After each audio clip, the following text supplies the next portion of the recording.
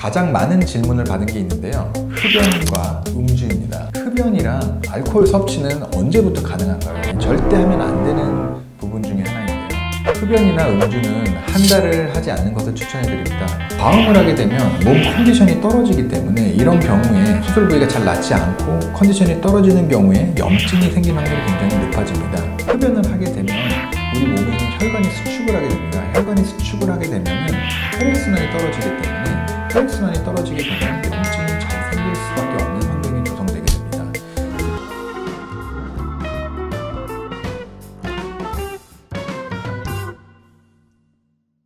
안녕하세요. 성형외과 전문의 윤석호입니다.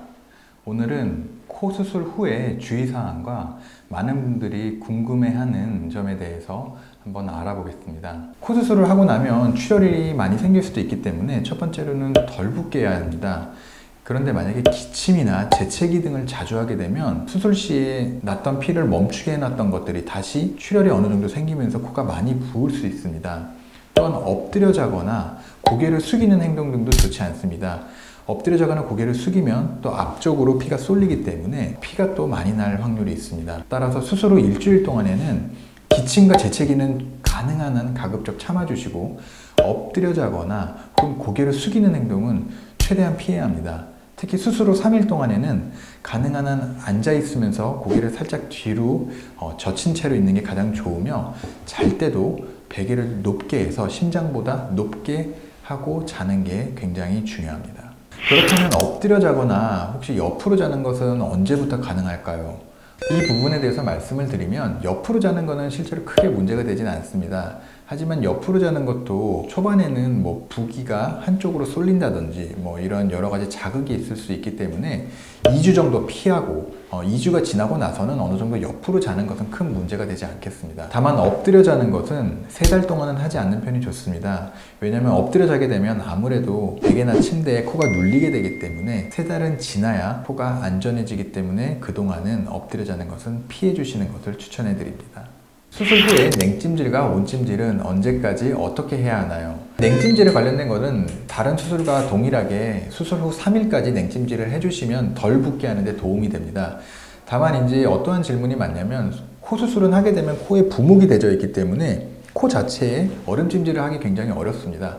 이런 경우는 이 코를 꼭 집중적으로 얼음찜질을 하려고 하기보다는 부목이 되어 있는 주변, 양볼이나 눈 주변 이 부위를 얼음찜질을 대주시면 전체적으로 덜 붓게 해주는 데 효과가 있습니다. 따라서 이 부목을 한 이 부위를 집중적으로 올려놓기보다는 이 코 주변 부위를 냉찜질, 온찜질을 한다고 생각해 주시면 됩니다. 안경 착용은 언제부터? 이제 이런 질문이 있습니다.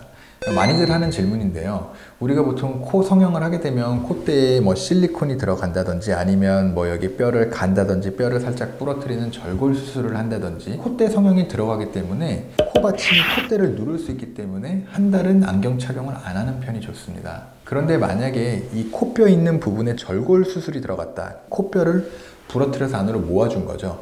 이런 경우에는 최소한 2달 정도는 안경 착용을 하지 않는 편이 좋겠습니다. 코를 푸는 행동은 해도 되나요? 코를 푸는 것을 하면 안 된다면 언제까지 하면 안 되나요? 이런 질문이 있는데요. 코를 푸는 것은 조금 주의해야 합니다. 특히 한 달까지는 거의 풀지 말라고 하는데요. 이게 코를 잘못 풀게 되면은 코 안쪽에 절개 있는 부분이 다 안 아물었을 때 그 부위를 통해서 코 분비물이 수술 부위 안쪽으로 들어갈 수가 있습니다. 이런 경우에는 코 안쪽에 분비물은 먼지도 있고 굉장히 지저분한 부분이기 때문에 절개했던 수술 부위를 통해서 코 안쪽으로 들어가게 된다면 염증이 생길 확률이 굉장히 커집니다. 따라서 코를 푸는 행동은 최소한 한 달은 절대 금해야 합니다. 그리고 실제로는 코를 정말 세게 풀거나 이런 행동은 한 3개월까지도 좀 주의해 주시는 편이 좋으며 한 달이 지났다 하더라도 코를 풀 때 조심스럽게 풀어주는 것을 권유해 드립니다. 코 수술을 한 후에 코를 이렇게 양옆으로 만진다든지 아니면 위아래로 이렇게 움직이는 이러한 행동들은 언제까지 해도 되나요? 3개월은 삼가하셔야 됩니다. 그 이유는 앞서 얘기한 것처럼 코 안쪽에 우리가 모양을 만들면서 연고를 묶어주기도 하고 연고를 얹어주기도 하고 이런 것들을 만들어 놓는데 3개월 정도는 지나야 이게 어느 정도 단단하게 고정이 됩니다. 그 전에 이거를 자꾸 만들어주거나 비틀어주게 되면 연골이 틀어질 수도 있습니다. 또한 실리콘도 뼈 위에 잘 들어가 있는데요. 이거를 3개월 이전에 흔들어주거나 자꾸 만져주게 되면 실리콘이 고정이 안 되고 평생 흔들리게 될 수 있습니다. 따라서 3개월은 무조건 코를 만지거나 자극하는 것은 피해 주셔야 합니다. 그리고 6개월까지는 수술 부위가 완전히 아물지 않는 시기이기 때문에 6개월까지도 어느 정도 조심해 주는 편이 좋습니다. 코를 파는 거는 언제부터 가능한가요? 이제 코가 답답하니까 자꾸 코를 파고 싶어 하죠. 근데 코를 팔 때 코 안쪽에 우리 코 수술을 하게 되면 절개선이 있게 되어 있습니다. 따라서 그 부분이 손으로 자꾸 자극이 되게 되면 균이 들어갈 수도 있고, 그렇게 된다면 코 수술에 가장 안 좋은 부작용인 염증이 생길 수 있습니다. 한 달 동안은 피해 주시는 편이 좋고요. 한 달이 가장 상처가 빠르게 아무는 시기이기 때문에 그 동안에는 웬만해서는 코 안쪽을 건드리지 않는 편이 좋고, 만약에 분비물이 있거나 뭔가 굉장히 답답할 때는 면봉을 사용해서 살살 분비물 있는 부위만 조금 제거해 주는 것을 추천해 드립니다. 다음 질문은 일상생활은 언제부터 할 수 있나요? 그리고 유산소 운동, 땀을 흘리는 운동이나 근력 운동은 언제부터 해도 안전한지에 대해서 말씀드리겠습니다. 우리가 일상생활이라고 하면 가볍게 산책을 하거나 밥을 먹거나 뭐 이런 행동이 되겠죠. 근데 이런 행동들은 실은 수술 직후부터 하셔도 큰 무리가 없습니다. 고개를 심하게 숙인다든지 엎드린다든지 이런 행동만 하지 않는다면 뭐 식사를 하거나 걸어 다니거나 이런 거는 아무 문제가 되지는 않지만, 이제 코에 부목이 있거나 뭐 코 안쪽을 솜으로 막아 놓거나 하면 불편할 수는 있겠죠. 하지만 우리가 일상적으로 생활하는 데는 큰 지장은 없습니다. 유산소 운동, 근력 운동 이런 것들은 최소 한 달은 지나고 나서 하는 것을 추천해 드립니다.